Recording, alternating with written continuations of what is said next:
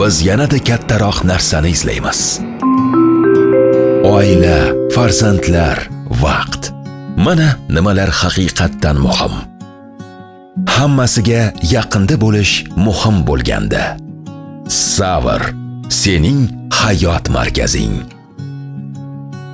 Sen haqiqiylik ichida yashaysan. Ma'nosi bor barcha narsa yaqiningda. Bu yerda bolalar rivojlanadi. Ota-onalar xotirjam.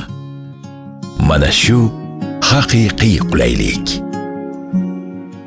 Bu oddiy uy emas. Bu savr. Bu uslub. Bu tanlov. Savr Avenue.